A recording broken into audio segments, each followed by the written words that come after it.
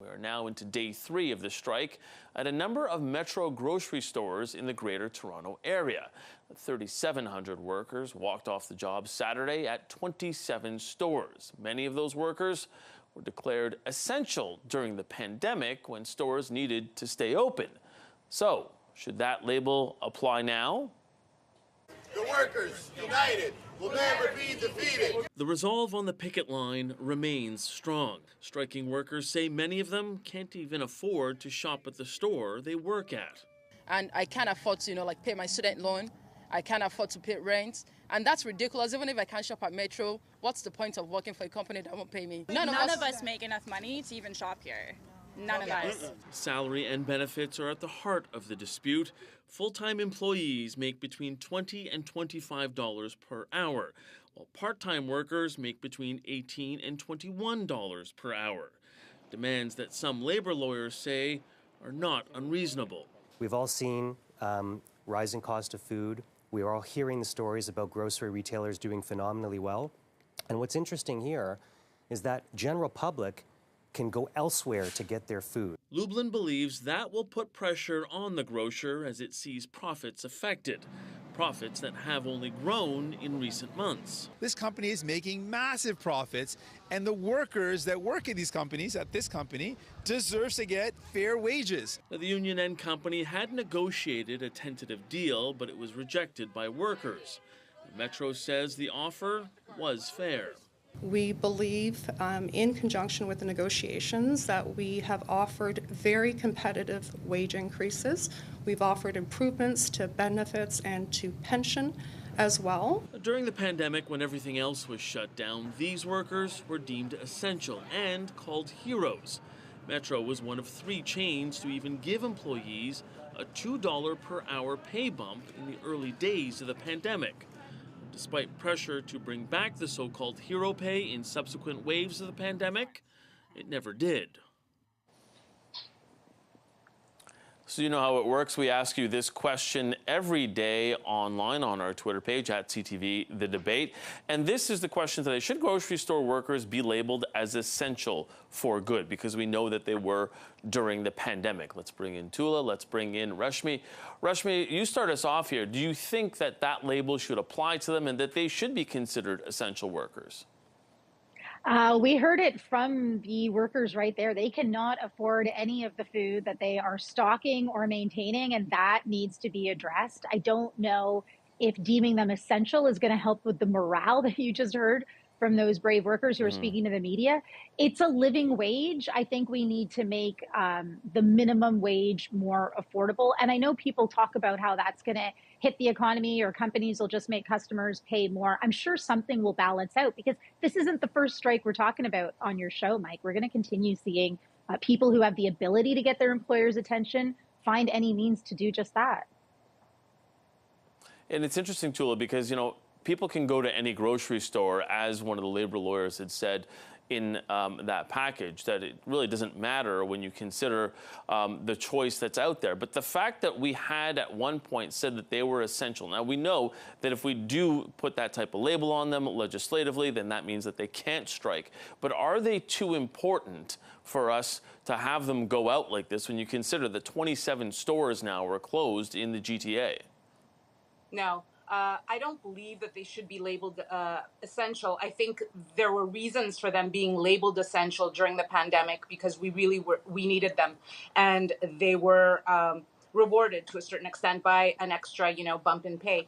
But right now, labeling them essential would mean they wouldn't be able to strike, and I'm 100% behind them. I think that, as Reshmi just said, they deserve a living wage. They deserve to have better conditions, working conditions. Grocery stores right now, these companies are making billions in profits, and some of that should be able to be trickled down. And beyond the fact that inflation has hit, beyond the fact that a lot of people that are working in these companies can't afford, to even shop in these stores, what I've personally noticed as well is that working conditions have deteriorated. I feel like there is a real lack of patience from people, and I've personally seen the way that they treat Some people will treat these people that are behind, the cash registers. And I feel that something has to give. And this is one way of making sure that they get what they deserve. Yeah, and Reshmi, how important is that? And I'm not saying that they shouldn't strike, but how important is it that they get back to it and that they get back to work as well, but also that they are fairly compensated for the work that they're doing? Absolutely. Fairly compensated, and also their work environment addressed. Toula makes a really great point in that if you are working customer service, and I've worked in coffee shops, if people are grumpy, you are at the front of that aggression.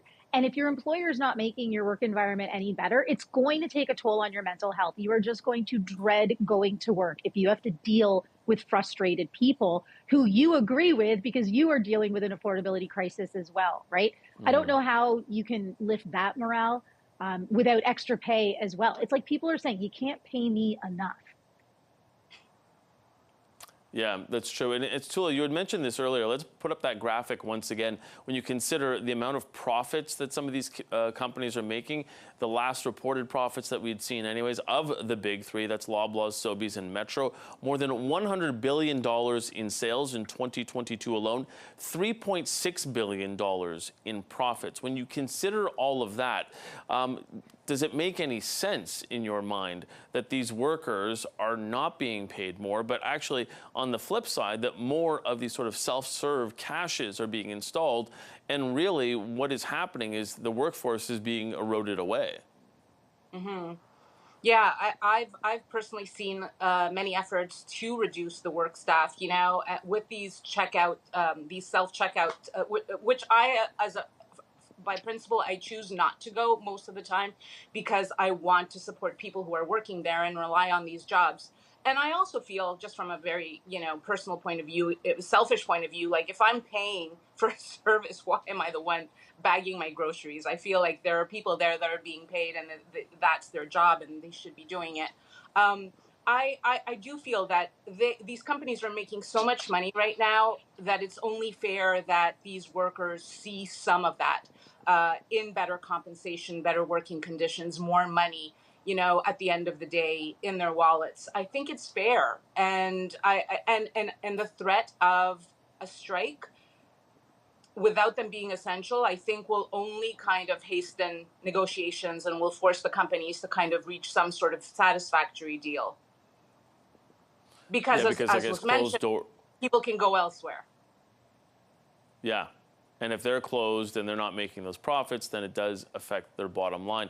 To the point that the two of you were making, Reshmi, I guess one of the other questions I have is, it was not so long ago that, it was one of those things where you were supposed to basically go into a grocery store and thank a grocery store worker during the pandemic for coming into work, because without them, we weren't getting any bread, milk, and eggs. So are you shocked at all at how that sort of sentiment has almost flipped a little bit? Because as you had said, it almost feels like everybody is in this stress of the affordability crisis, that we're taking it out on the workers.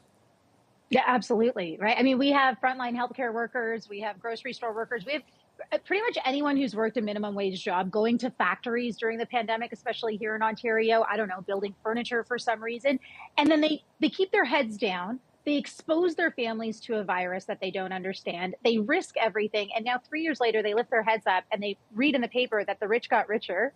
Amazon CEO is just blasting out into space now. Like, what is going on here? What did I do all of this work for?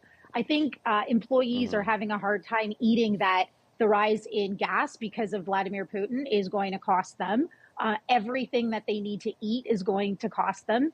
The nutritional value of households across the country is declining, and that is of concern. And then what they're being told is, well, just hang in there, the interest rates are going to go down soon. I don't think that's enough. And I think we're going to continue to see this from people who have been working throughout the pandemic, like grocery store workers. Yeah, how much of a turning point do you think that this is, Toula, now that workers are finally saying, you know what, you have to give me a living wage or else I just can't live?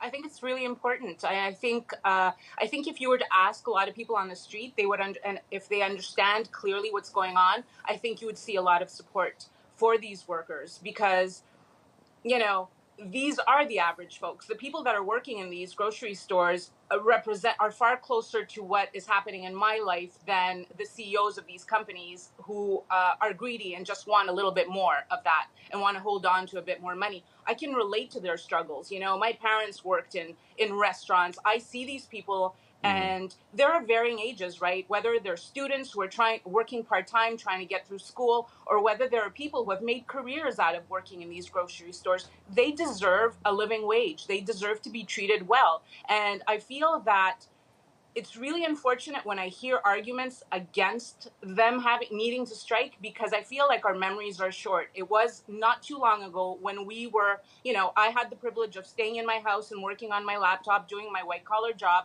and very, you know, protected from COVID. And these were the people on the front lines, and they deserve respect.